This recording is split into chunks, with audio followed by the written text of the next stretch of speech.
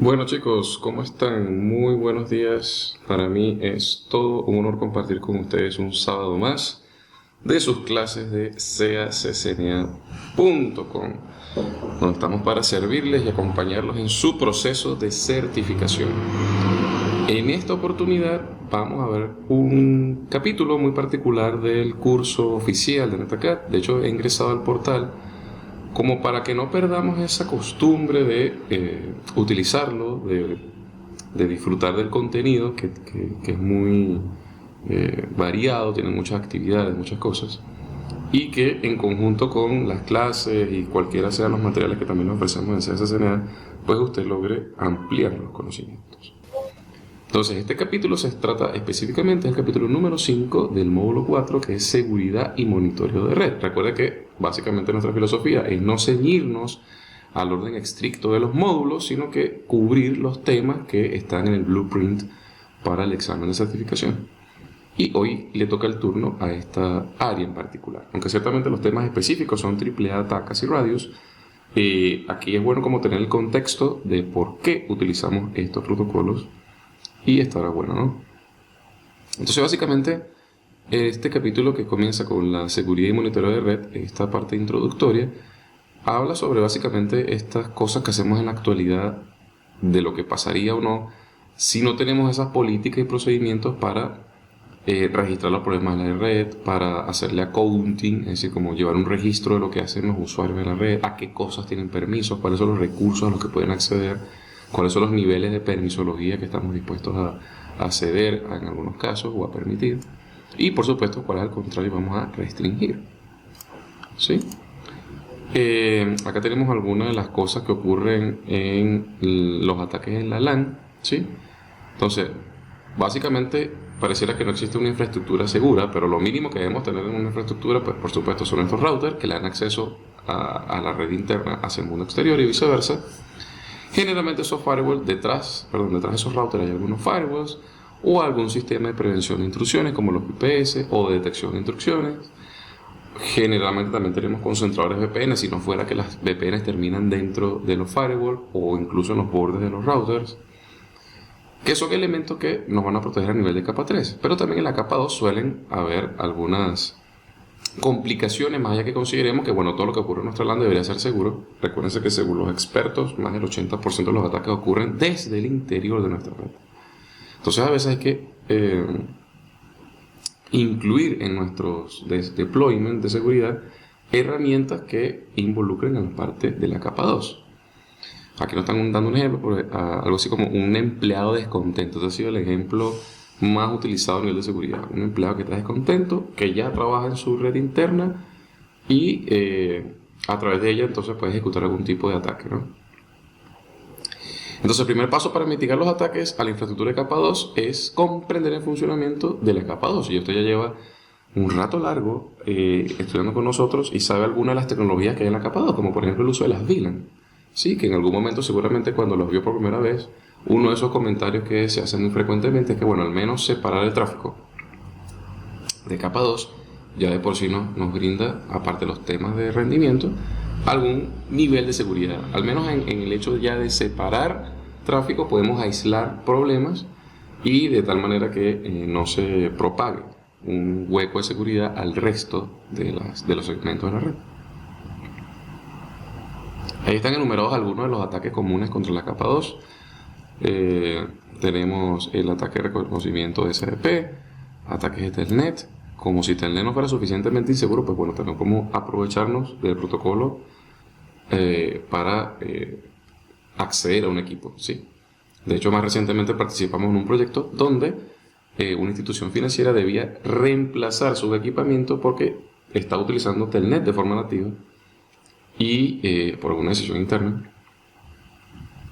Pues resulta que el iOS para ese sistema operativo tenía una vulnerabilidad contra Telnet. Entonces la solución fue hacer un refresh de los equipos, reemplazarlos por equipos que, aunque si quisieran seguir utilizando Telnet, pues no era lo más recomendado, sino que pasarse a alguna otra solución. Tenemos ataques de saturación de tablas MAC. Sencillo, los switches tienen un límite de MACs que pueden almacenar Y un ataque es superar o intentar superar ese límite para que el switch simplemente se inhiba, se deje de funcionar correctamente y reenvíe tráfico por todas sus interfaces, cosa que no debería hacer. O ataques propios a la VLAN o los famosísimos también ataques de DHCP, donde un atacante se puede hacer pasar por un servidor de DHCP válido y así repartir direcciones IP para que los usuarios tengan una dirección del segmento que el atacante quiere. O los ataques de saturación de servicios de DHCP, es decir, ataco al servidor de DHCP para que se quede sin direcciones IP que entregar como una primera fase.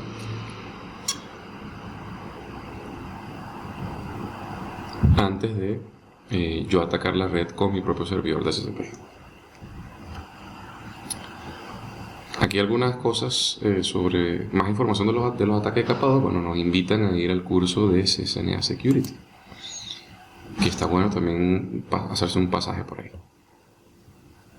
Aquí está bueno una de las herramientas que es buena y es mala al mismo tiempo, el CDP, ese protocolo que podemos activar para permitir el reconocimiento en capa 2 de los dispositivos que están directamente conectados, los dispositivos vecinos. Debo confesar que muchas infraestructuras en las que yo he estado, donde la red no está documentada, es muy bueno que tengamos activo de CDP para poder saber cuáles son los vecinos de un equipo, hacer un scan de la red y poco a poco ir conociéndola, o activarla para esos propósitos, ¿sí? Activarla para conocer la red. Pero así como la podemos conocer de buena manera, pues alguien también puede utilizarla para sus fines no tan positivos, como por ejemplo conocer, porque este comando te permite ver incluso versión de un dispositivo, versión del sistema operativo, y a partir de la versión del sistema operativo podemos hacer una investigación y averiguar cuáles son sus bugs y a partir de ahí pues penetrar la red, ¿sí? Básicamente lo que hay que recordar es que CDP se puede activar globalmente con CDP Run o se puede habilitar o deshabilitar individualmente en cada interfaz con el comando CDP Enable o no CDP Enable. También recuerden que el compañero de CDP, el CDP junto con los propietarios de Cisco, es el estándar LLDP, que es el estándar abierto, y básicamente pasa lo mismo. Podemos escoger el comando LLDP Run, ¿sí? Para deshabilitar o habilitar LLDP a nivel global. Y si lo queremos hacer en una interfaz, lo hacemos con el comando LLDP Transmit o no LLDP Receive. Y con ese par de comanditos tendríamos habilitado LLDP en una interfaz. Así que tenemos los dos mundos, el mundo Cisco y el mundo abierto. Generalmente se utiliza LLDP en los entornos que son multiplataformas, obviamente. Pero si toda tu infraestructura es Cisco, pues bueno, utiliza CDP. Los ataques de Telnet, recuérdense que Telnet transmite los datos sin cifrar, ¿sí? Por tal motivo, un ataque de Telnet a una red bastaría con snifar el tráfico. Pero si queremos ir más allá, también podemos hacer un ataque de contraseña por fuerza bruta. Básicamente tenemos una lista de contraseñas comunes, o lo que se llaman los famosos ataques de diccionario, y con una herramienta, con un software, atacamos a ese dispositivo para intentar reconocer las claves. También lo podemos hacer como un ataque de DOS por Telnet, donde solicitamos continuamente conexiones de Telnet.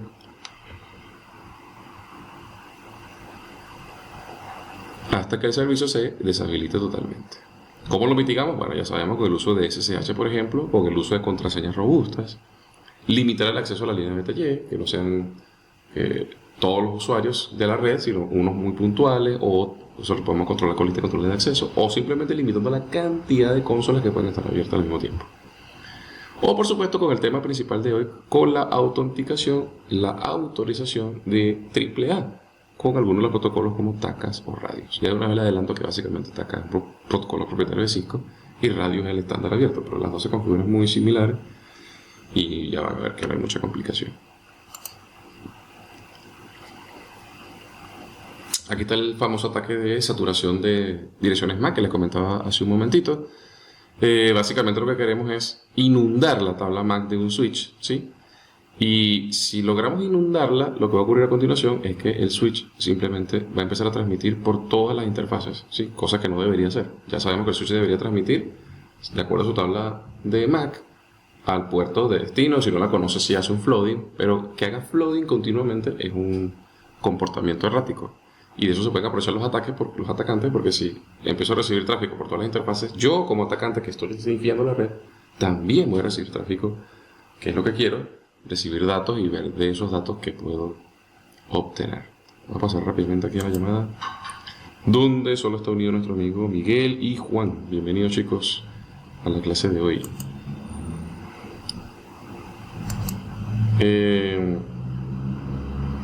Los ataques de VLAN, ¿sí? Ya para todos también es conocido que separamos en redes por los propósitos que ya sabemos, aparte de rendimiento, también un poquito de seguridad. Pero lo que queremos es, o lo que podemos hacer a nivel de atacantes, ¿sí? Es la suplantación de una identidad a través de una VLAN, ¿sí? O sea, podemos también saltar VLANs, ¿sí? Entonces, lo que queremos hacer es básicamente conectarnos a un switch y hacer que ese switch genere un enlace troncal contra nuestro switch virtual o nuestro switch falso, nuestro switch que está allí malo en la red. Eso tiene un nombre particular, ya lo estoy tratando de recordar. Y una vez que se establece el enlace troncal, pues ocurren las mismas cosas que ya sabemos antes. Mientras que existe un enlace troncal contra un switch, vamos a recibir tráfico de ese otro, de todas las VLANs. Y bueno, el atacante se va a empezar a aprovechar de ver el tráfico. Ya sabemos cuáles son los problemas o las soluciones para mitigar ese problema.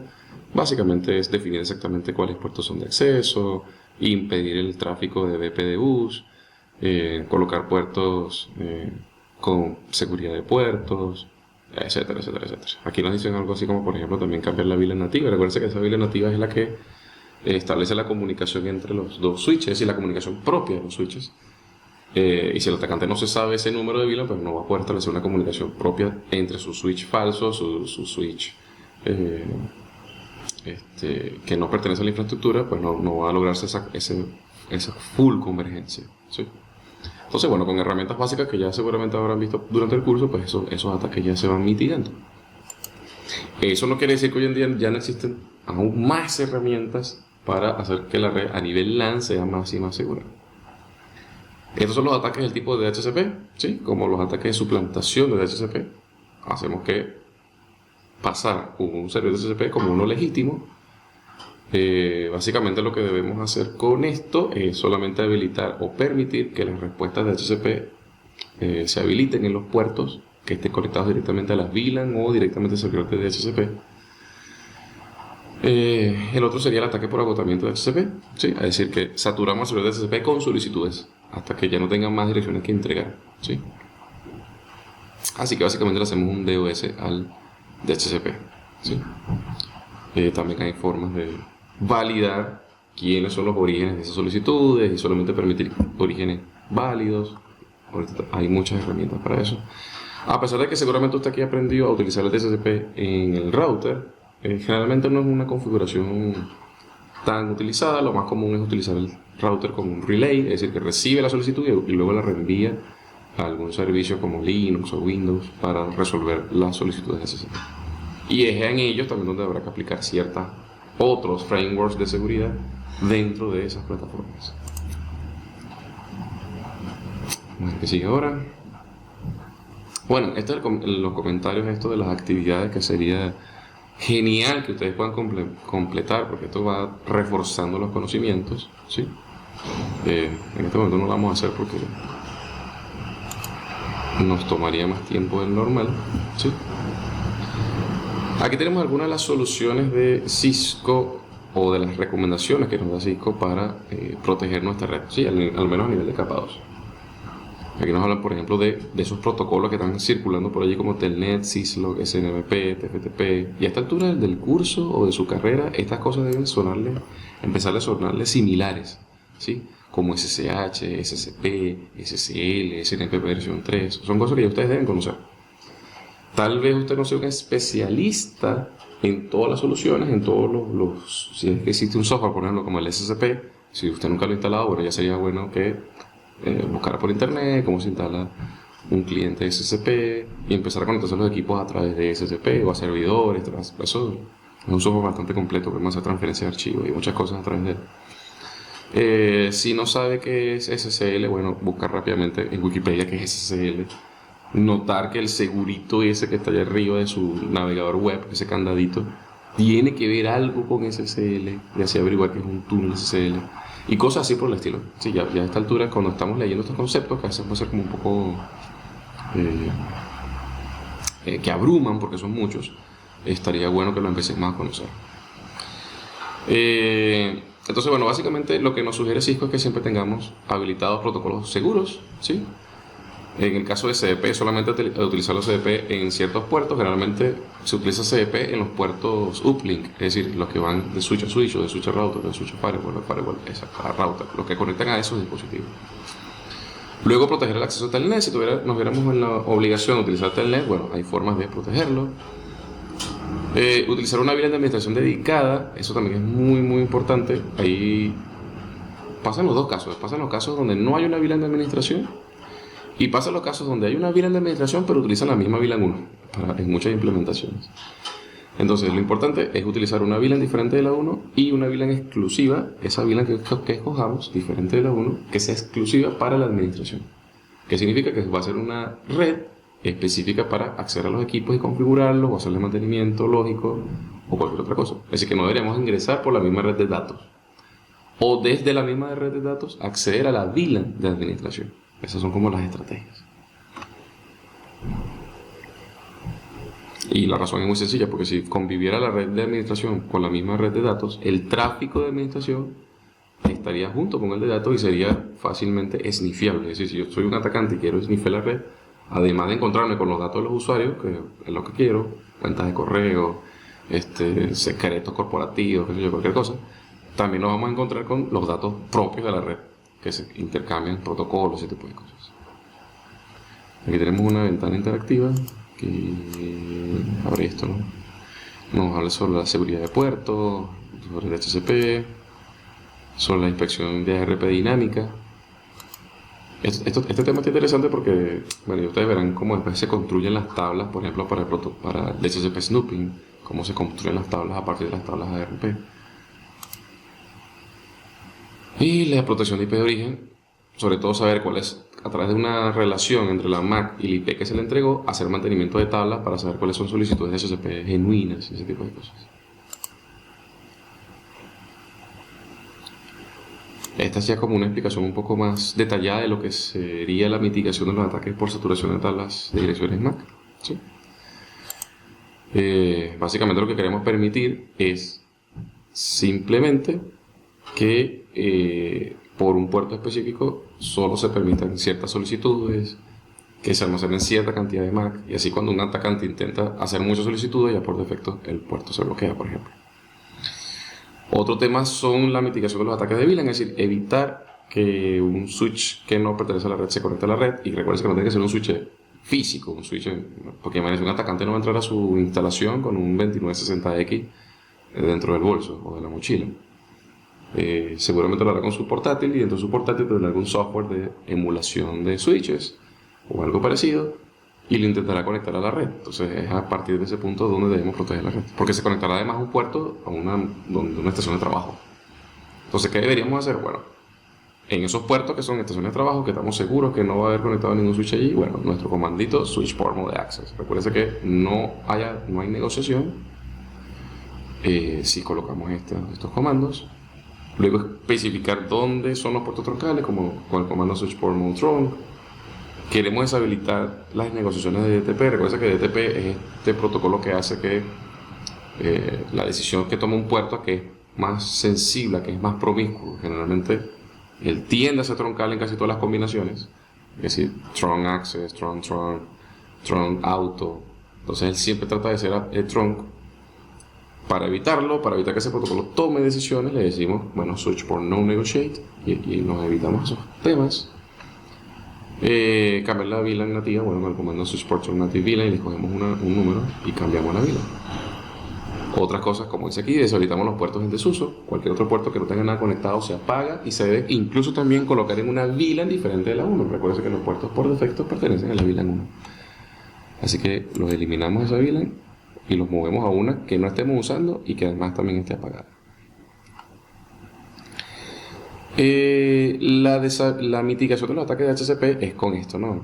Estableciendo por cuáles puertos estamos esperando que se pueda confiar, es decir, que podamos atender solicitudes de HCP.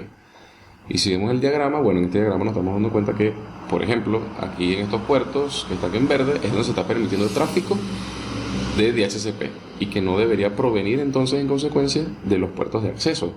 Entonces aquí es donde está el atacante, como lo indica aquí el dibujo, con su servidor de HCP maligno, intentando resolver peticiones o inyectar peticiones, pero si yo no confío en ese puerto, pues por ahí nunca se va a recibir ni se va a atender una petición de DHCP. ¿Cómo se hace o cómo se detecta, cómo se configura? Eso es particularmente algo del curso de CCNA Security, pero ya ustedes van a ver que cuando lo vean, si les causa curiosidad ya a partir de este momento, es muy sencillo configurarlo, simplemente le decimos confío en este puerto, confío en este puerto, confío en este puerto y los demás on trust. Y ya automáticamente se empieza a proteger la red a ese nivel. No es tan complicado.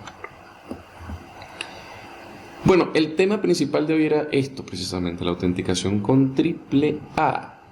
Y aquí le va a permitir a algunos de nuestros compañeros que nos acompañan hoy, así los escucho, a ver qué saben de AAA. Bueno, y a ver si me están escuchando hasta ahora, porque yo capaz que estaba hablando y estaba hablando solo. A ver qué nos dicen los chicos, Juan o Miguel, ¿qué saben de AAA?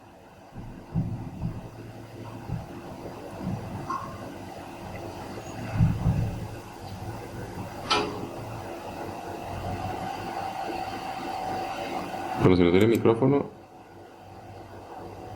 me lo comentan por un mensajito de repente. Ahí está Juan, método de autenticación, muy bien. Sí, efectivamente. ¿Qué es lo que queremos hacer? Ya usted sabe, hasta ahora, que si usted quiere ingresar a un router, seguramente tendrá que crear un usuario local o simplemente colocarle un password a alguna línea BTY o algo, ¿sí? Pero digamos que lo más tradicional es que acá en algún punto de la red tengamos un servidor de AAA, ¿sí? Entonces, ¿qué es lo que va a pasar? Que cuando este usuario, como lo indica aquí, intenta acceder al router y loguearse, el router lo que va a hacer es retransmitir esa consulta a ese servidor AAA. ¿Y qué es lo que hay en ese servidor AAA? Bueno, ahí está configurado qué puede hacer el usuario, quién es el usuario, cuál es su clave, su contraseña, dónde puede ingresar. Todo eso, le mandan, hay como un perfil que yo creo. Y toda vez que ese perfil es aprobado, porque aparte de este señor, eso son lo que significan esas 3A. Primero tengo que autenticarlo. Bueno, tú eres quien dice ser. Ahora, luego, si eso se aprueba, entonces lo autorizo. ¿Lo autorizo a hacer qué cosa? Y después que lo autorizo, entonces le hago counting. Eso es lo que significa la última A. Counting es contabilidad. Es como, bueno, el usuario tal hizo copy running config a las 10 de la mañana y borró la configuración de interfaz Gigabit 01 y configuró, qué sé yo, OSPF, y así, todo eso lo voy registrando, ¿sí? Entonces, cuando la solicitud se aprueba, bueno, el servidor le manda la solicitud respondida al router y entonces se le concede o se le garantiza el acceso al usuario, o bien, si no está autorizado, se le niega, o bien en el proceso de las cosas que está haciendo el usuario, por ejemplo, algo muy común es que la mayoría de las implementaciones todos tengamos acceso sin privilegios, es decir, que solamente podemos hacer show. Entonces, ¿quién controla que yo no pueda hacer de repente config algo o configure terminal para configurar algo? Es el propio servidor que tiene un perfil y que cada vez que quiera hacer algo me lo impide. Perfecto. Entonces, bueno, están esos conceptos, lo que es autenticación, autorización, eso es básicamente lo que hay que estar claro, ¿sí? Y la segunda cosa que hay que saber en este punto, que es muy sencillo, es que la comunicación entre nuestro router y ese servidor, bueno, ojo, y estoy hablando del router por decir una sola cosa, porque puede ser cualquier cosa, puede ser un router, puede ser un switch, puede ser un access point, puede ser casi cualquier cosa, utiliza el servicio de AAA. Por ejemplo, no sé si alguna vez han visitado algún sitio como una plaza o un aeropuerto donde usted ingresa a un portal cautivo que le dice, bueno, bienvenido a la red de tal cosa, ingresa acá su correo o si tiene un usuario, su usuario y contraseña, y al acceder ahí, eso va a un servidor de AAA y ese servidor hace las veces de autenticarlo y gestionar sus actividades. Y después esos datos se pueden extraer y se pueden convertir en otra cosa para agilizar los procesos de autenticación o también utilizarlos como datos puros para sistemas de propaganda, ese tipo de cosas. Bueno, pero lo que voy es que puede ser cualquier dispositivo, ¿no? Switcher, router, access point, lo que queramos. Pero la comunicación que hay entre cualquiera de esos dispositivos y el servidor se puede hacer de dos maneras. Se puede hacer con el servidor TACACS, que es un protocolo de Cisco, o se puede hacer con el servicio de Radius, ¿sí? Que, bueno, aquí ya una vez nos están comentando algunas diferencias entre TACACS, que nos dicen acá que ambos protocolos pueden usarse para la comunicación, mientras que TACACS se considera el protocolo más seguro, ¿sí? Radius, por el contrario, una de las debilidades es que no cifra los nombres de usuario, información de la cuenta o cualquier otra información. Algunos, ¿qué hacen para mitigar si quieren utilizar Radius en un entorno multiplataforma? Bueno, esto se lo explico con un ejercicio, pero aunque no lo vamos a poder hacer como se lo voy a explicar, pero para que entiendan el contexto. Básicamente la solicitud sale por la interfaz Ethernet del equipo y va por la LAN. Pero yo puedo crear aquí una loopback, hacer que el origen sea la loopback, pero que esa loopback sea parte de un tráfico que yo quiero mandar por un túnel que esté cifrado. Y ya, no hay problema, ahí se cifran los datos. Así que tampoco uno se debe preocupar tanto porque los datos viajen o no, porque los podemos cifrar ya.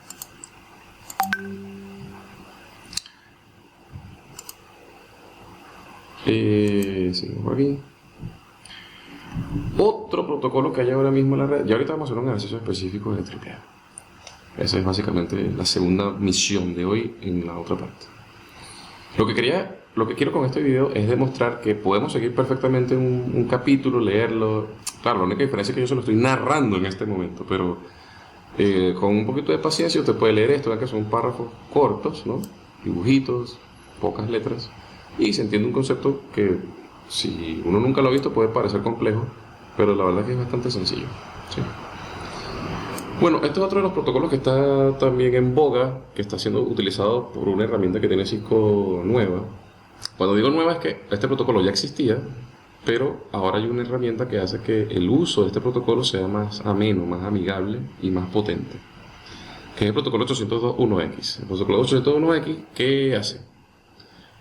Bueno, ya todos sabemos que si nos queremos autenticar, como en el caso anterior, tengo que llegar a un dispositivo, ese dispositivo llega hasta la red y todo el asunto. Pero en ese momento ya yo tengo que tener red, tengo que tener IP y tengo que tener todo en el equipo. Es decir, que ya formo de alguna manera parte de la red antes de solicitar los permisos para acceder a otras cosas dentro de la red. 802.1x le coloca otra capa de seguridad. Es decir, antes de que el usuario siquiera tenga IP, se manda una solicitud a un autenticador. Ese autenticador, en nombre del suplicante, va a un sistema de autenticación y va a permitir o denegar el acceso al usuario. Es decir, incluso antes que el usuario tenga acceso a la red, se le va a solicitar un perfil en este servicio. El servicio de Cisco se llama ICE. Vamos a tratar de colocarlo aquí. El servicio que actualmente que tiene esa característica se llama así, lo pueden buscar en internet, se llama Cisco ICE. Creo que significa Identity Service Engine, algo así, o Identity Security Engine, algo así. Y que es el reemplazo de la otra versión que había para esto. No sé si ustedes son de la vieja escuela, pero antes había el Cisco ACS, ¿sí? Entonces el ICE es la nueva versión del ACS. Y que cualquiera de estas dos cosas que no es muy complicado, la verdad. Son simplemente entornos gráficos, y a partir de esos entornos gráficos yo lo que hago son listas de usuarios y le digo a esos usuarios qué pueden hacer.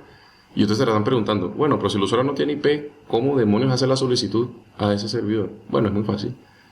¿Qué es la primera cosa que nuestra máquina va a intentar, o el primer medio por el cual se va a intentar comunicar a la red? Se va a intentar comunicar por la MAC, por direcciones de capa 2.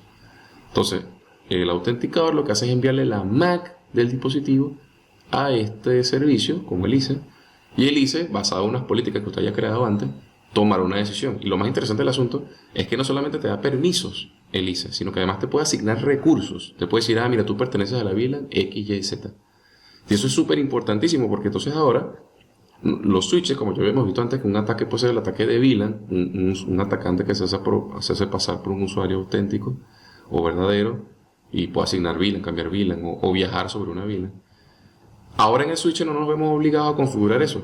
Ahora simplemente le decimos a Alice, bueno, dice, si este grupo de Mac se intenta conectar contigo, tú le vas a asignar esta VLAN y le vas a dar acceso a este X recurso. ¿Sí? Está muy bueno eso.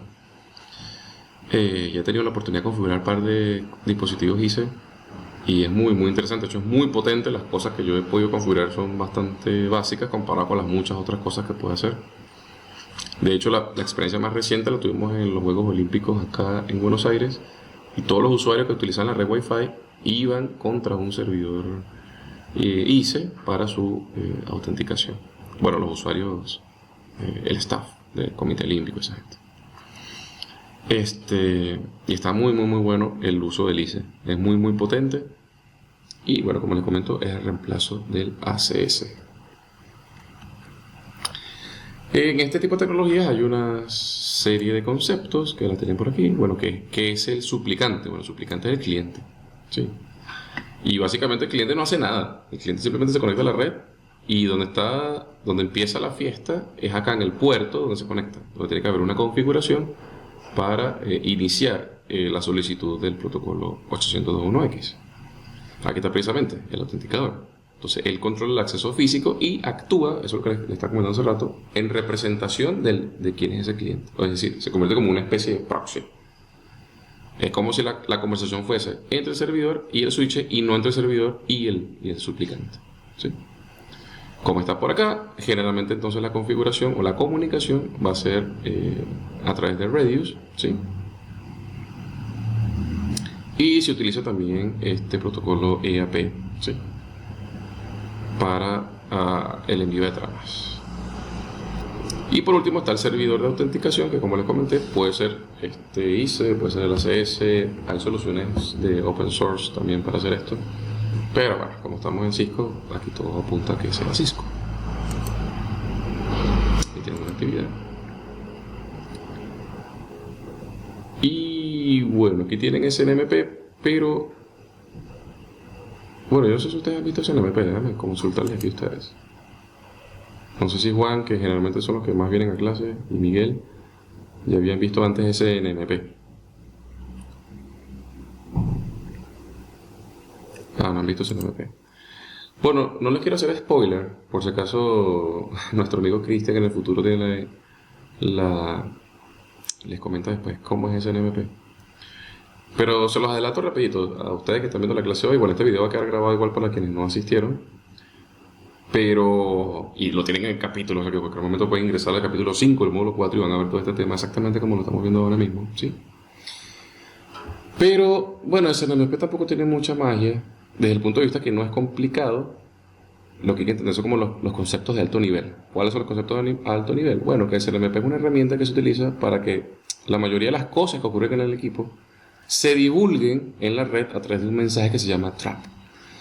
Y ese trap puede llegar a un colector, es decir, básicamente es un computador, un servidor con un software que se aprovecha de esa información para mostrárnoslas de vuelta de una forma más amigable y gráfica y bonita.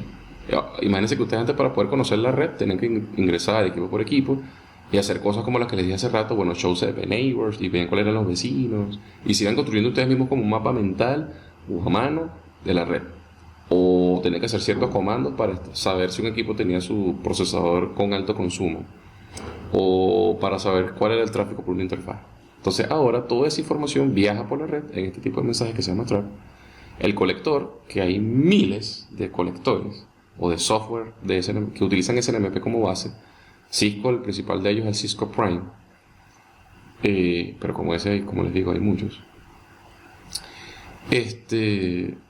Y ahora ¿qué va a pasar? Que bueno, ahora ese equipo va a mantener esa conversación, ese software va a tener esa comunicación con el equipo y nos va a presentar esa información de una forma centralizada en una única pantalla. Usted va a poder ver el estado de los equipos, CPU, memoria, tráfico, si están conectados, si no están conectados, la temperatura, todo lo puede ver en una sola consola e incluso puede llegar un poco más lejos y configurar el equipo desde esa misma consola. Una de las últimas que tuve la oportunidad de probar fue la de Huawei, que se llama eSight. Y desde el eSight uno puede hacer plantillas y configurar 400 switches con una sola plantilla en un solo comando. Ya, listo. Y toda esa comunicación iba por SNMP.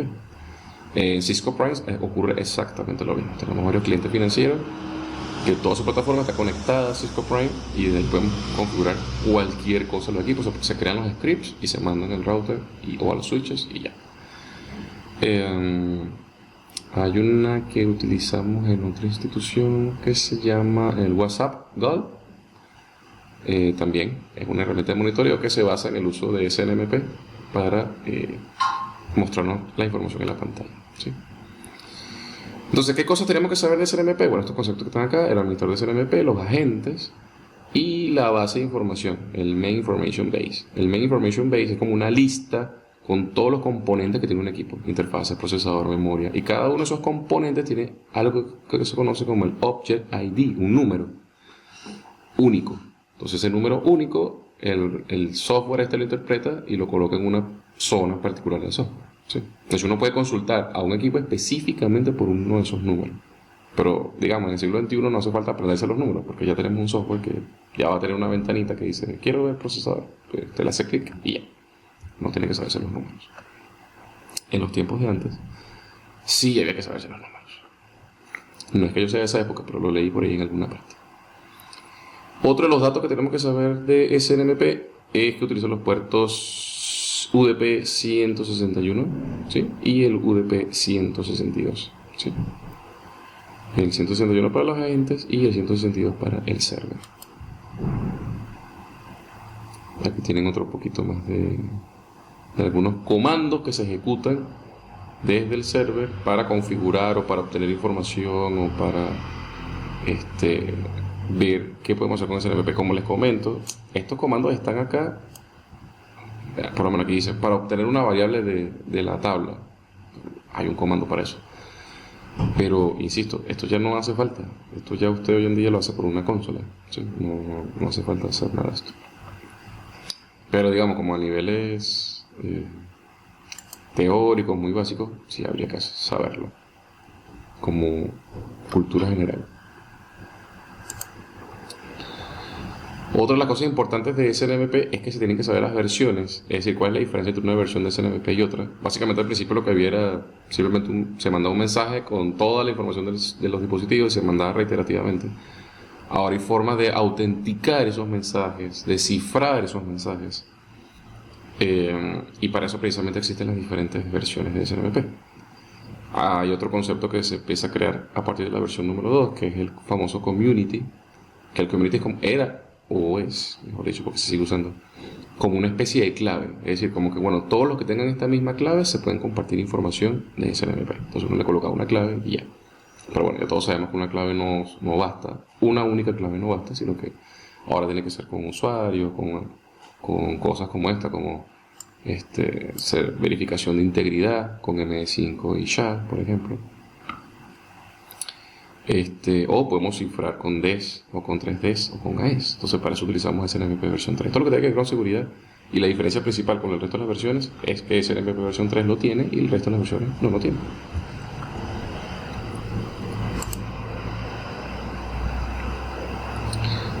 Algunas de las cosas además que podemos hacer con SNMP es esto que está por acá. Podemos hacer configuraciones de solo lectura y de lectura y escritura. Creo que ese concepto se entiende perfectamente bien. Es decir, yo puedo crear una comunidad para que ese software o ese usuario que está manipulando los equipos bien solamente pueda ver la configuración o además pueda configurar algo, pueda modificar algo. Entonces está la diferencia entre lectura y escritura. Aquí está lo que es el famoso árbol ese que les estoy comentando, o sea, el Object ID que forma parte de la Main Information Base. Es simplemente como niveles, bueno, sistema operativo, interfase, qué sé yo, cualquier cosa. Entonces cada eso tiene un número y como que siguiendo esa cadena uno puede llegar hasta un objeto en particular. Usted no tiene que sabérselo, insisto. No le hagan preguntar en un examen jamás. Dígame cuál es el Object ID de la interfaz. Ahí tiene Gigabit 1010 de un switch modelo tal cosa. Nunca le hagan preguntar eso. ¿Qué le hagan preguntar? ¿Cuáles son las versiones de SNMP? cuáles son los tipos de mensajes que manda SNMP. Ah, Gerardo, que no lo dijiste o no me dio tiempo. Cuando termine el video, te puedes poner pausa, lo regresa, ve la parte donde vimos los mensajes get, bulk o set. Ahí esos son los mensajes, los comandos que podemos utilizar en SNMP. O usted puede tomarse a la dedicación de ver por sus propios medios el capítulo, o mandarnos un correo a contacto@caccna y hacer sus preguntas por ahí, o a mi correo particular, que es gerardo.reyes@caccna.com, y ahí me comenta, me pregunta. Aquí está todo lo particular de SNMP versión 3. Como ya vimos, la gran diferencia es que está autenticado, ¿sí? Así de fácil. A mí me gusta como el aprendizaje puntual. ¿Cuál es la diferencia entre la versión 3 y la demás? Bueno, 3 tiene autenticación, cifrado, integridad. Eso es todo. Luego viene una práctica, pasos para configurar SNMP. No es muy complicado, le decimos SNMP Server Community. Aquí tenemos la palabra community, es el comando, y luego viene el community, que en este caso es button out. O sea, esa es la palabra que todos los demás tienen que tener en común para configurar o para compartir SNMP. Ojo, eso no significa que el router 1 tenga que compartir información con router 2. A quien tiene que compartir esa información es esto que está aquí, ¿no? El visor de SNMP, o el software de SNMP, o al software que se basa en SNMP para su funcionamiento, que son casi todos los que están ahora en la actualidad. Y luego le asignamos un permiso, si es de lectura o de escritura, y finalmente, si además queremos que solo se permitan ciertas IP, entonces lo atachamos a un access list. Lo demás es esto de location, contact, que no hace falta mucho. Lo otro que se importa es esto, SNMP Server, el host, es decir, a quién le voy a mandar a esto y con qué versión se lo voy a mandar y con qué key o con qué community, porque además puedo estar hablando con diferentes equipos, diferentes cosas.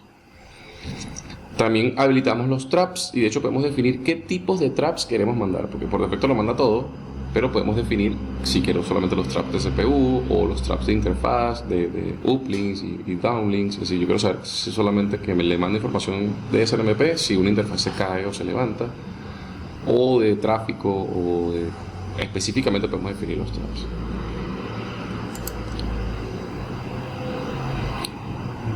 ¿Cómo verifico la configuración de SNMP? Bueno, básicamente le podemos decir show SNMP y nos va a decir qué está mandando, ¿sí? Aquí está, sí. Le decimos show SNMP y nos va a decir qué está mandando y a quién se lo está mandando. Aquí hay prácticas. Bueno, obviamente la práctica es utilizar SNMP siempre que se pueda, así de fácil, y activar un servicio de syslog, ¿sí? Recuerden que syslog es este servidor que además va a almacenar eventos que ocurren en la red, como el que mencioné hace rato. Se apagan interfaces, se prenden interfaces, se apaga un equipo, etc. Ese syslog va a llevar todo lo que podemos ver cuando hacemos el comando show log en un equipo. Todos esos eventos se los podemos centralizar en una sola interfaz. Y así vemos todos los equipos, ¿sí? Y así sacar reportes de, bueno, cuántas incidencias ha habido en un día particular. Aquí tienen la configuración particular de SNMP versión 3, que, bueno, básicamente la principal diferencia es que aquí, como está, le podemos poner autenticación e integridad. Bueno, por supuesto que esto es más divertido si lo configuramos. Pero bueno, hoy vamos a hacer una práctica de laboratorio, pero de AAA.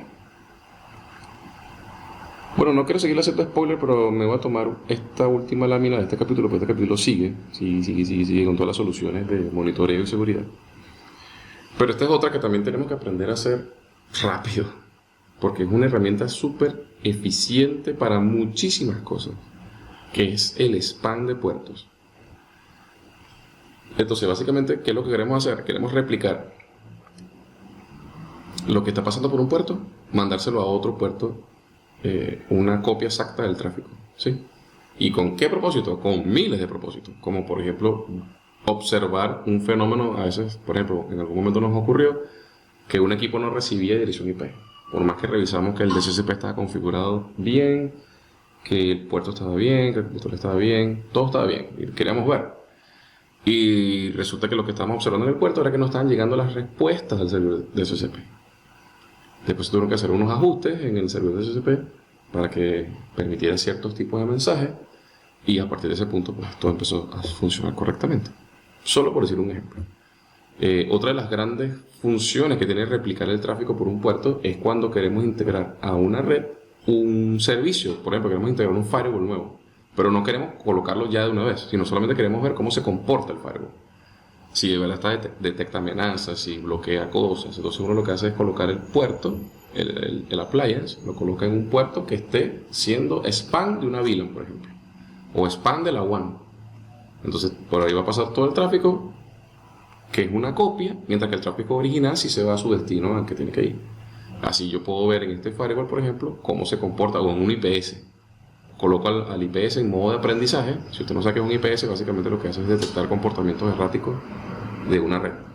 Por ejemplo, no sé, generalmente la mayoría de los ataques ocurren en Medio Oriente, o se originan en Medio Oriente o en Asia. Entonces yo coloco mi IPS para que todas las IP que sean de Asia las bloquee, o que aprenda reglas porque ahora todo está conectado en la nube.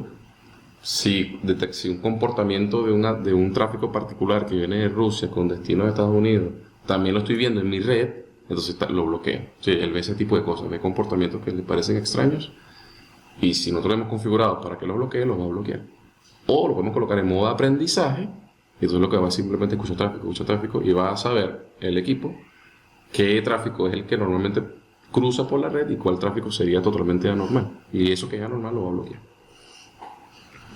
Entonces, ¿cómo lo puedo configurar de modo de aprendizaje y que no afecte mi red? Porque a veces lo que ocurre también es que un IPS se comporta de forma errática y bloquea el acceso a algo que sí queríamos permitir.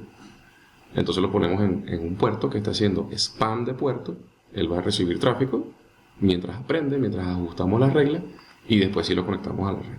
¿Sí? Entonces, ¿cómo se configura spam? Vamos a ver aquí, repito, si nos colocan los comandos, pero básicamente es monitor session, y le decimos cuál es el origen del tráfico y cuál es el destino del tráfico. Esta otra cosa, podemos hacer remote spam, es decir, podemos estar en una VLAN pero mandársela a otra VLAN diferente. Y hay algunas reglas particulares que se tienen que tomar en cuenta. Por ejemplo, que si el destino es un interchannel, o si no es un interchannel, hay varias reglas para eso.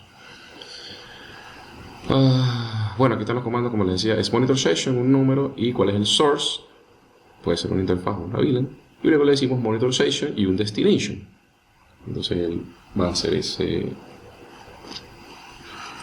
va a mandar lo que sea de su origen a ese destino, y ya, es así de fácil. Bueno, me detengo aquí un minutito para ver si hay alguna pregunta, y si no hay una pregunta, vamos a intentar hacer este lab de Packet Tracer. Pero voy a ser honesto, no estoy muy seguro qué versión de Packet Tracer tengo. Supuestamente tengo la 7.1. No sé si hay otra. Lo que pasa es que esta clase la estamos dando desde un lugar que no esperaba dar clase. Entonces tengo una laptop que generalmente no es la que uso para esto, pero bueno, vamos adelante. Entonces en Packet Tracer vamos a ver cómo configuramos esto. Vamos a hacer un equipo como esta laptop. Vamos a tomar un switch, pues qué sé yo, y vamos a tomar un servidor que espero que tenga AAA. Vamos a ver si aquí supuestamente está AAA. Vamos a conectar esto.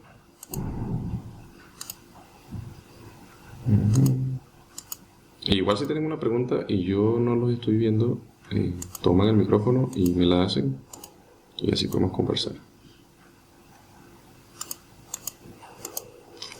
Igual para los que están en casa después viendo este video, las preguntas por gerardo.reyes@cscna.com o contacto@cscna.com, o ya ustedes saben por dónde nos consiguieron, por Facebook, por las redes sociales, etc. Vamos a ponerle direcciones a esto. Bueno, también hubiera estado más fácil poner un router ahí, pero bueno, usemos un switch. Además que ustedes son unos estudiantes excelsos y ya saben cómo poner esos puertos ruteables. Entonces, vamos allá. Por ejemplo, vamos a meternos una red por la interface. Ahí tiene 01. Vamos a decirle no switch port. Y le decimos IP address y le ponemos un IP. Solo lo voy a decir como por si acasito. O sea, como esto es un switch, aquí pudimos haber hecho varias cosas, ¿no? Pudimos crear interfaces VLAN. Sí. Activamos el enrutamiento, que también lo tenemos que hacer. Y listo, ¿no? Como esto está pegado a la VLAN 1, la asignamos, no importaría, o bien le asignamos un VLAN diferente a los puertos y creamos interfaces VLAN y funciona. O plan B, podemos hacer que los puertos sean ruteables. Es decir, con el comando no switch port, ahora le puedo colocar un IP al puerto, como si fuera un router. Así que cualquiera de las dos estrategias hubiese sido totalmente válida. ¿Cuál es la diferencia entre hacerlo ruteable y no ruteable? Bueno, que si lo hacemos ruteable, estamos gastando puertos del equipo condenados a un link. ¿Sí? Porque, por ejemplo, si yo tuviera 10 equipos aquí, no va a ser que los 10 equipos, o sea, que los 10 puertos sean ruteables. No tendría sentido, porque además cada puerto tendría que ser de una red diferente. ¿Qué es lo más común? Bueno, que esos 10 puertos estén asociados a una VLAN y yo en la interfaz VLAN virtual, LSBI, puedo gestionar a nivel de IP esos 10 puertos. Es más fácil. No más fácil, sino más óptimo. Bueno, vamos a intentarnos aquí una red, por ejemplo la 10.1.1. Eso es. 254/24. Sí, listo. Ya está encendido, no hace falta prenderlo. Y vamos con el otro puerto, interfaz bajito, ¿no? 02. Y aquí vamos, le decimos lo mismo, no switch port. Y nos inventamos otra red. No, pero es que todas estas... Bueno, ya lo hicimos, ¿qué importa? IP address... qué sé yo. 10.2.2.254. Estaba pensando que igual lo pudimos haber hecho todo encapado si le ponemos la misma IP a todos y ya. Vamos. Le decimos exit, le decimos hyperrouting para que haya conmutación de paquetes de capa 3. Perfecto. Y vamos a configurar el IP aquí. Rápidamente. Esta va a tener la 10.1.1.1.0 y este va a tener como gateway la 10.1.1.254, que es la que tiene switch. Probamos rápidamente que haya conectividad a 10.1.1.254. Ahí está. Y hacemos lo mismo aquí. Vamos a la 10. ¿Qué era este? 2. .254, no, que va a ser la 1. 255, 250. Y luego vamos 10.2.2.254. Listo. Y repetimos aquí la conectividad, pero ahora a la otra IP.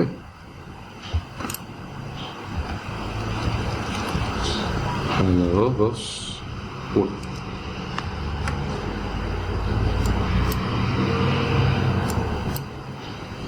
Ahí está, ¿sí? Ya tenemos conectividad de principio a fin, facilito.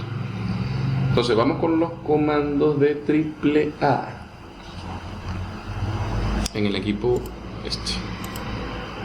Entonces, ¿cómo configuramos AAA? Es una mantequilla. Primero le decimos así. AAA New Model. Eso va a activar como el feature de AAA. Se recomienda que uno, aunque uno debería, la idea principal es que hayan usuarios, o que el usuario en general se autentiquen en el servidor. Siempre es bueno que tengamos configurado un usuario local. En caso de que el servidor AAA se rompa, que es muy común que perdamos la gestión de un equipo por temas de red. Entonces, ¿qué pasa? Si el equipo no alcanza al AAA, no va a dejarte acceder por ningún lado. Entonces, ¿qué es lo que hace uno? Y esto se lo estoy dando como un tip. de esos que uno a veces entra como en crisis y no utiliza los principios básicos, ¿no? De hecho, en este mismo momento tenemos un caso de estos, pero que no se puede cortar el servicio por ninguna forma y hay que hacer una ventana de mantenimiento. Se perdió la gestión del equipo porque se cambió la IP de management y no se cambió la IP de default del switch. Entonces, para recuperarlo, la opción A, cuando uno ya aprende un poquito y no entra en pánico, es desconectar el equipo de la red, y al desconectarlo de la red, ya voy a comentar ahora que hay un comando, que cuando no encuentro el AAA, entonces la autenticación por defecto es la autenticación local. Pero si no creamos un usuario, no vamos a poder autenticar localmente tampoco. Entonces, por eso se recomienda crear un usuario local,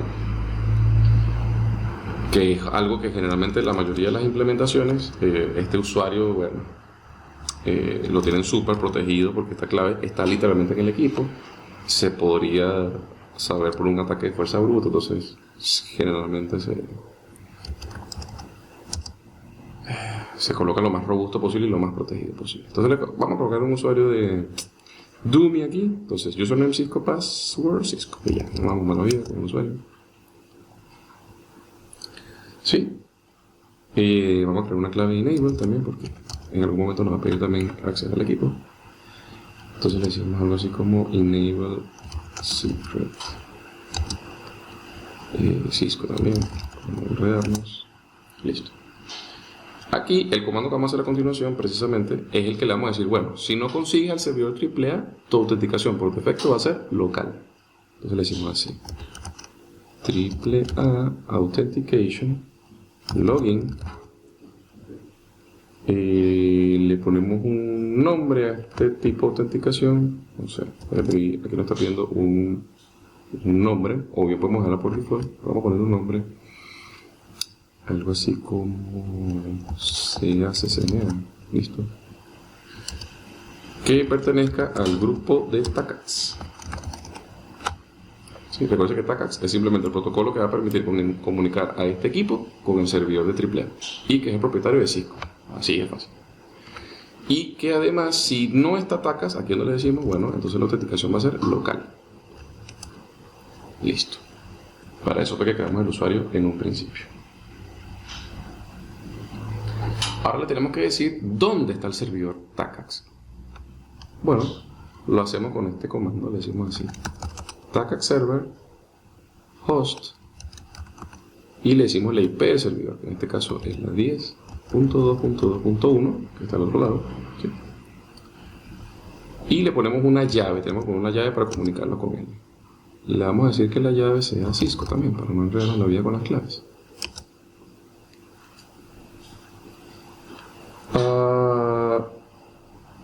Otra cosa que... bueno, este equipo ya tiene IP, así que no hace falta nada. Vamos con las líneas BTY de este equipo, le decimos así, line BTY, por ejemplo 0 hasta la 4, como casi siempre lo hacemos. Y le decimos que el login ahora va a ser authentication, ¿sí? ¿Qué hacía usted aquí antes? Usted simplemente le decía login porque colocaba una clave antes. O también le pudimos haber colocado login local. Vamos a verlo aquí. Sí, le podemos haber colocado login local y él va entonces solamente a autenticar la línea de BTY por la base de datos local. Pero le vamos a decir que la autenticación por la línea de BTY va a ser con este perfil que creamos que se llama CACCNA. ¿Sí? Perfecto. Ahora, vamos a servidor de packet tracer. Servidor que está aquí, packet tracer. Ojo, recuerden que estas son cosas que se hacen en Packet Tracer. Aunque no voy a negarles que si alguna vez ingresan a un ACS o a un ICE, la configuración es así de fácil. Es simplemente colocarle cuál es la llave con la que se van a autenticar, cuáles son los usuarios, qué tienen permiso, casi todo es gráfico como esto. Sí, no está complicado. Entonces vamos con los servicios AAA, lo encendemos. Vean que tienen un puerto por defecto que es el 1645. Si ustedes lo quisieran cambiar, entonces también tendrían que decirle al equipo que ya no se van a comunicar con el puerto por defecto, sino con otro puerto. Lo que no estoy seguro es que en Packet Tracer se pueda cambiar eso. Aquí decidimos si queremos que sea radios o TACAX. Como configuramos TACAX, vamos a hacerlo con TACAX. ¿Sí?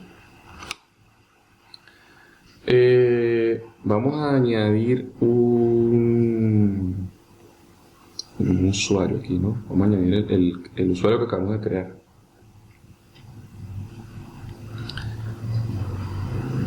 Entonces el nombre puede ser el nombre del switch, ¿sí? No le colocamos nombre al switch. No. Vamos a colocar un nombre a esto. Le decimos aquí hostname. Switch 1, por ejemplo.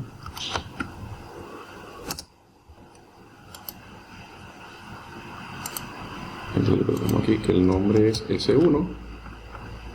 Le decimos que la IP de ese cliente, bueno, ¿cuál es? La IP del servidor.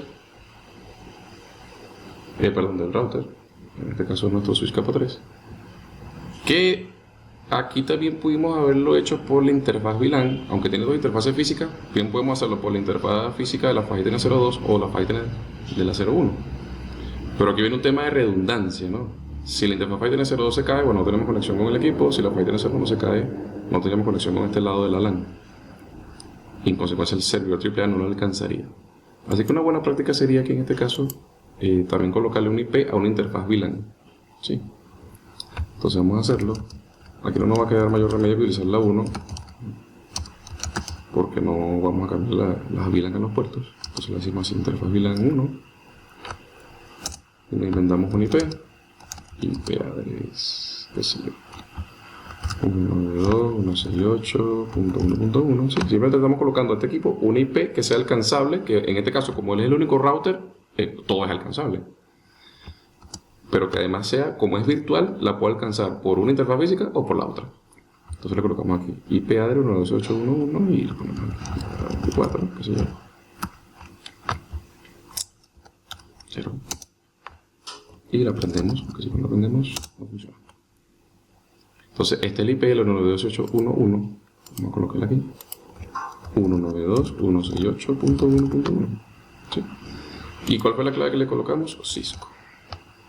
Y le decimos aquí añadir. Listo. Ya tenemos un usuario con una clave. Y con los usuarios, aquí nosotros, aunque tiene que abajo tiene una sección que dice usuarios, nosotros no nos vemos obligados a crear el mismo usuario que ya creamos aquí, que es ese usuario que se llama Cisco. Podemos crear varios usuarios. Vamos a crear dos usuarios aquí. Vamos a crear el usuario Juan con la clave Cisco. Vamos a añadirlo. Vamos a usar el usuario Miguel con la clave Cisco. Y vamos a utilizar el usuario Gerardo con la clave Cisco. ¿Sí? Perfecto. Entonces ya hemos definido en el TACACS quién se va a conectar, que es este servidor que está aquí arriba, este switch. Y así lo tendríamos que hacer con todos los switches de la infraestructura. Y los usuarios. Obviamente, aquí, desde acá, no podemos definir, porque esto es Packet Tracer, no podemos definir privilegios ni cosas por el estilo, a dónde pueden acceder, a qué cosas. ¿sí? Pero, sí podemos, desde el equipo, indicarle a qué cosas se va a acceder, a qué cosas desde el nivel de TACACS pueden acceder los usuarios, pero desde el equipo. Es decir, le podemos decir cosas como esto, ¿verdad? Perdón, desde configuración global. Le podemos decir, mira, que para AAA la autorización, ¿verdad? Es del nivel, llegamos a preguntar cuáles son los niveles que tenemos, ¿sí?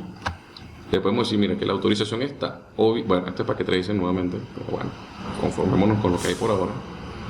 Le podemos decir, mira, la autorización para los usuarios de AAA va a ser el nivel de ejecución, es decir, los usuarios van a poder acceder a este nivel. O también van a poder acceder, o como alternativa, al nivel de red, es decir, que van a hacer a los servicios de PPP, con Sleep, ARAP. Vámonos por la vieja confiable, que es el modo de ejecución, que es lo que queremos permitirle a la mayoría de los usuarios. Y que el grupo para eso, ¿verdad? Para hacer eso, pues aquí no sé si me deja. Sí, podemos utilizarle, podemos ponerle un nombre diferente, pero podemos dejarlo en la lista por defecto. No hay problema. Que sean del grupo de TACACS. ¿Sí? Listo, o sea que por defecto los usuarios van a poder acceder a nivel de default. Pudimos haber creado un grupo particular con nombres de usuarios, pero como no lo podemos crear por grupo en el AAA de Packet Tracer, no nos va a llevar a ningún lado esto. Y también podemos hacer esto local. Así que bueno, vamos a ver qué podemos hacer acá. Vamos a hacerle un show run. Vamos a buscar la parte de Takacs. Aquí ya tenemos los primeros comandos, que fue el AAA New Model. Colocamos el AAA Authentication Login, el grupo que se llama CACCNA, que se va a autenticar por el protocolo Takacs, o si falla, por el local, ¿sí? Y además el nivel de autorización es llegar al nivel de ejecución por defecto, igual autenticación por Takacs, le va a preguntar eso al Takacs, o si no llego al Takacs, por la autenticación local. Bueno, vamos a intentar hacer algo como eso. Vamos a ver si podemos poner aquí un debug de Takacs.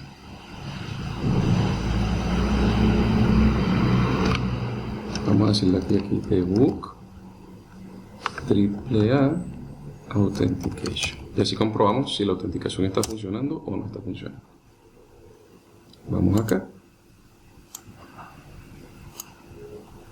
Y vamos a intentar hacerle un telnet a ese equipo. Vamos a tratar de poner las dos cosas aquí.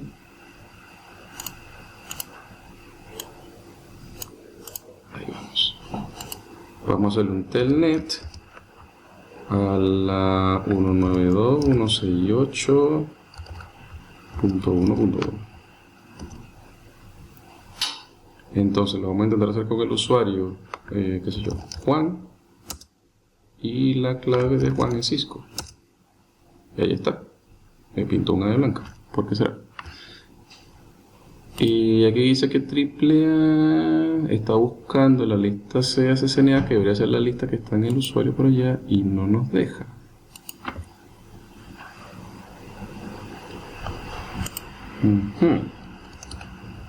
Vamos a intentarlo con el usuario que creamos al principio. No, hay algo que no está funcionando correctamente aquí.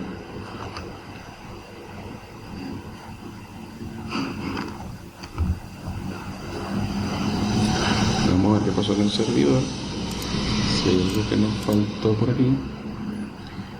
Esto está con Takacs. Aquí está Juan. Vamos a agregar el usuario Cisco solo por si acaso. Y lo intentamos one more time. Vamos a internet. Cisco. Y no nos está dejando entrar. Vamos a ver aquí nuevamente este log se quedó aquí.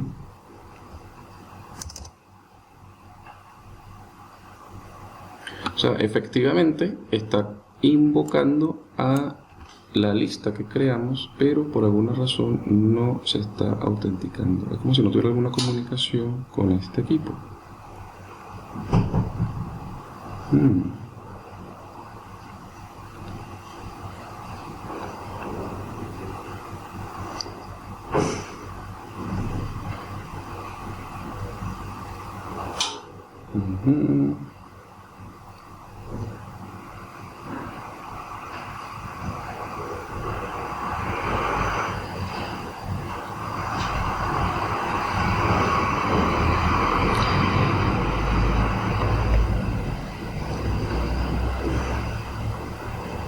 Sí, no debería funcionar así tal cual lo tenemos. Bueno. CACCNA. ¿Será que escribimos mal? Vamos a ver aquí las líneas de ATY. Vamos a ver las líneas de ATY. Aquí. Sí, porque lo más extraño que podría pasar es que la authentication, o sea que este grupo aquí no fuese el mismo nombre que lo que está arriba, o que este aquí Cisco, no, está en Cisco. De todas maneras vamos a, solo por curiosidad, a añadir alguna de las interfaces que tiene el equipo. Vamos a hacer cosas que este paquete tracer nos esté dando mal por eso. Por ejemplo aquí, y con los mismos datos, y lo intentamos.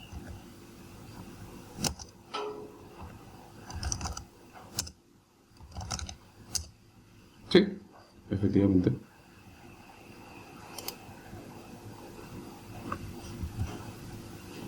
Efectivamente, era eso.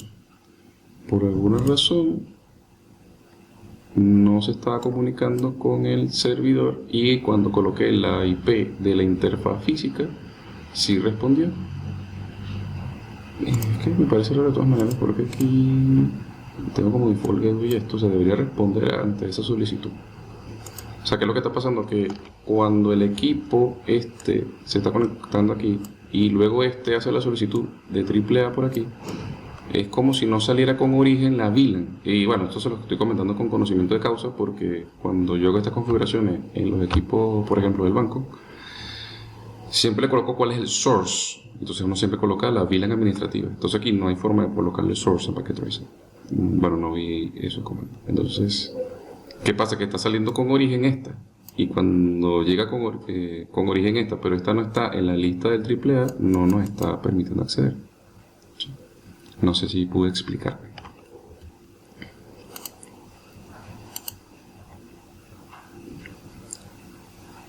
Sí, excelente.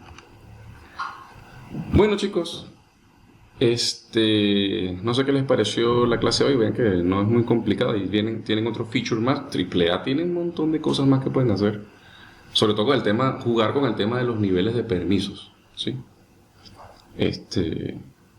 Para que automáticamente los usuarios tengan acceso a ciertos recursos. Si seguramente ustedes trabajan en algún área de estas de informática o de redes, se habrán notado fácilmente que ciertos grupos dentro de la organización tienen acceso a ciertas cosas dentro de la red. En mi caso, generalmente ya cuando uno tiene experiencia y depende de las responsabilidades, vas teniendo como acceso casi que ilimitado y sin embargo, aún teniendo acceso casi restricto, de acuerdo a lo delicado que sea el negocio, puede que incluso no tengas permiso a ciertas cosas. Por ejemplo, yo no tengo permiso de reiniciar equipos o no tengo permiso de cambiar algunas IP hacia la WAN. Esas interfaces no se tocan para que siempre esté conectada a internet, por ejemplo. Y así también evitamos cometer errores que son humanos y que cualquiera los puede cometer. O agregar o quitar VLAN de troncales. Eso es una cosa que también se estipuló más recientemente porque a veces alguien quitaba una VLAN de una troncal y se cayó toda la red. Bueno, muchachos, no sé si tienen alguna pregunta en particular. Esto también creo que lo pudimos haber hecho igual, pero con Radius. O sea, la única cosa que cambia, eso se lo puedo dejar de tarea, a ver si se animan, es hacer exactamente lo mismo que hicimos ahorita, ¿sí? Esto mismo. Pero esta línea, que está por acá, ¿verdad? Sería, en vez de con la palabra Tacax, sería con la palabra Radius, ¿sí? Y, bueno, obviamente configuran el servidor, este servidor. ¿Sí? Bien que aquí pueden escoger Radius o Tacax. Entonces, colocarían las interfaces que correspondan, pero con el servicio Radius. Y lo prueban. A ver qué tal. Se los doy de tarea a ustedes que están acá en vivo o a los chicos. ¿Alguna clase de preguntas de examen? Bueno, sí, yo creo que se lo he dicho varias veces, pero que no sé. Últimamente Cristian ha tomado el control de las clases y yo me he estado alejando un poquitín porque he estado en otra cosa. Pero vamos a complacer a Juan para que sea feliz. Porque casualmente creo que en esta compu tengo eso. O sea que esta es mi compu vieja y estoy tratando como de pasar todo esto a la nueva, pero no tengo tiempo. Pero vamos a complacer a Juan y a todos. Aquí tengo exámenes. ¿Quieren exámenes? Vamos a poner exámenes. Que está aquí. Mira, aquí tengo el 200-125. Pero es que yo creo que ese no lo he revisado, pero este sí.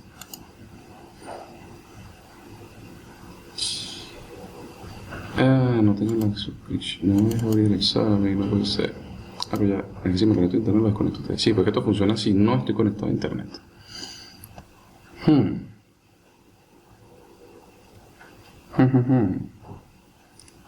¿Cómo complacemos a Juan? Porque esto no lo puedo abrir aquí.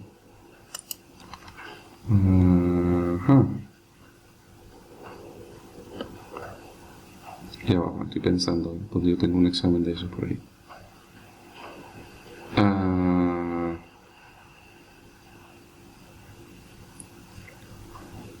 no, ya te sé una respuesta. Si me das un segundo, te lo paso en un pendrive a esta compu y ya te digo, dame un segundo acá. Vamos a pasar un archivo.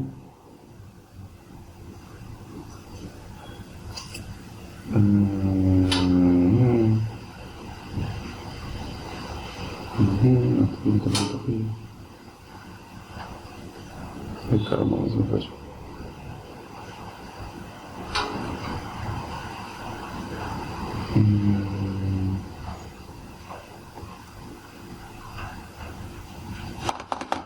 No, Juan, te lo debo, no está tampoco. O sea, tengo otra compu aquí al ladito, pero no lo veo así por encima y me va a demorar mucho buscándolo. Pero vamos a hacer una cosa, a mí me gusta mucho pensar sobre la marcha. Vamos a hacer una cosa. Le voy a decir ya mismo por el grupo a todos con... Ya se lo estoy poniendo... Aquí lo tenemos aquí. Así lo vemos en vivo y así estamos todos como testigos de que esto está así. Mira, vamos por aquí por el grupo. Aquí a Cristian. Que vamos a organizar una clase exclusivamente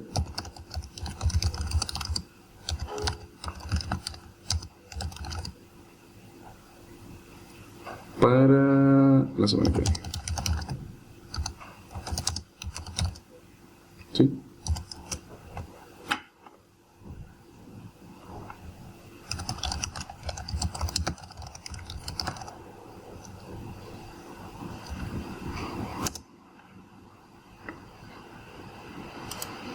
¿Qué te parece, Juan? Ahí está en vivo para todos. Sí, la verdad es que, bueno, me agarraste fuera de base porque no tenía eso planeado, pero es que tengo tantas cosas, veo como 500 archivos por ahí. Ahora me estoy dando cuenta que ese software se venció y hay que renovarlo. Pero es que tengo por ahí como un PDF, lo que pasa es que el PDF se ven las respuestas, entonces la idea es que no vean las respuestas, sino como organizarlo para que no se vea y así podamos tener una actividad más divertida. Pero si eso fuera como así súper... O sea, aquí también tienen esto, ¿no? En el curso, en los módulos, no te vas a tranquilo, Juan, para que... Mira aquí este. Bueno, podemos hacer la prueba o la práctica de términos y conceptos. Esto lo vamos a hacer aquí para aprender. Y aquí. Entonces aquí yo les preguntaría así como que interactivamente, esto que está aquí, autenticación, autorización y administración, ¿qué es? Responden ahí rapidito.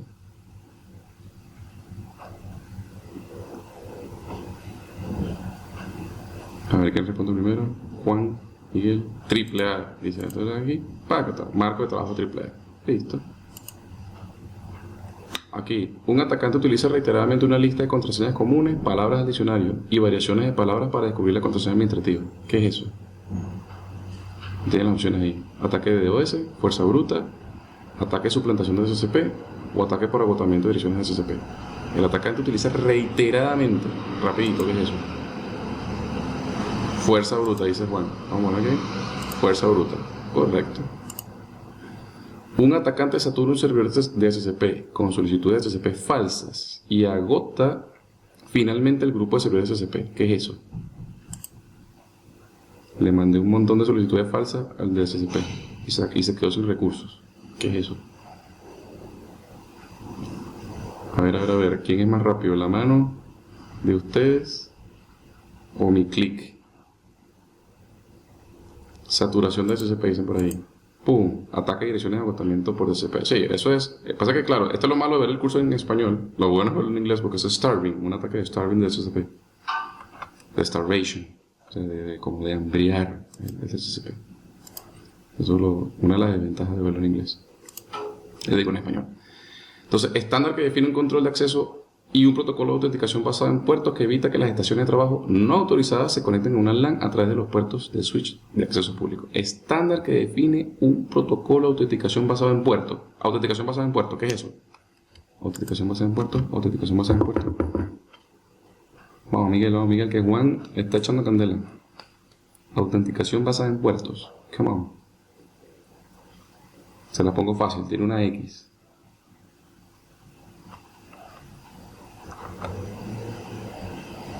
A ver. Ajá, pero al mismo tiempo lo hicieron los dos. Ah, bueno, pasa que yo también fui malo porque abajo están las opciones. Sí, exacto, 802.1x. Sí, pensé que era una de estas que le hacías clic y se volteaba. Bombardeando el switch con direcciones MAC falsas hasta que la tabla de direcciones MAC del switch se llena y el atacante aprovecha de ese hecho para que el switch, ya que el switch no tiene más recursos. ¿Cómo se llama eso? Que le hacemos al switch cuando le mandamos muchas solicitudes para alojar MAC en su tabla. Y después el switch ya se queda sin recursos. Y al quedarse sin recursos, manda tráfico por todos lados. Dicen que tiene que ver con ARP. Bueno, sí, es un ataque de desbordamiento de la tabla CAM.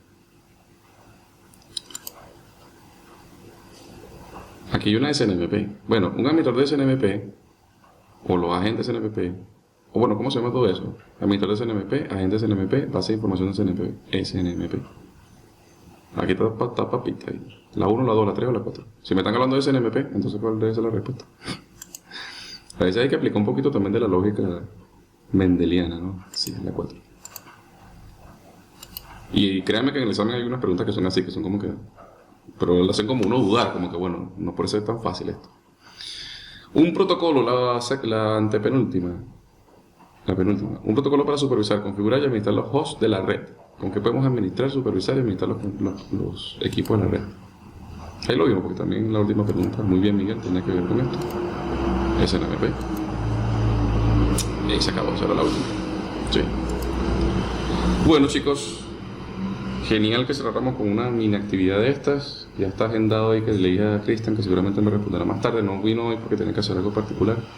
Pero seguro por allí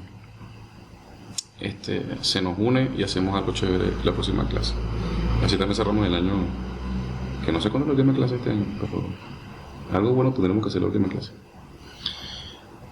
del 2018. Muchachos, para mí fue un placer haberlos acompañado. Espero que hayan aprendido un poquito más. Acuérdense, tratan de montarse el app y lo prueban con Redis. Ustedes mismos prueban las configuraciones, vean que es muy sencillito y empiecen a configurar AAA por ahí. De hecho, les va a tocar un caso más interesante todavía, porque el orden de los comandos es muy importante en TACACS. Les voy a dar este dato siguiente de cerrar, porque a veces, o sea, como que el tip, de hecho lo dice la misma guía de Cisco, es abrir dos consolas al mismo tiempo que estemos configurando TACACS. ¿Por qué? Porque en el momento que aplicamos TACACS, por defecto TACACS toma el control de la autenticación.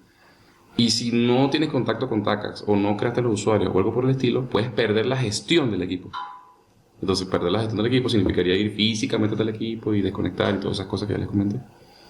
Pero si el equipo, usted está configurando, por ejemplo, remotamente un equipo que está en, no sé, en Kazajistán, usted no va a ir hasta Kazajistán a desconectar el equipo a la red para que se vuelva a autenticar usted. Entonces, lo más idóneo es que siempre tengan dos consolas abiertas al momento de configurar TACACS. ¿Sí? Si falla, bueno, en la consola que tengan abierta todavía. Y no solamente lo guiado, sino en modo de configuración global, deshabilitar AAA y después volver a comenzar o arreglar el comando que haga falta. ¿Sí? Ya me ha pasado, yo he perdido gestión de equipos por eso. Pero bueno,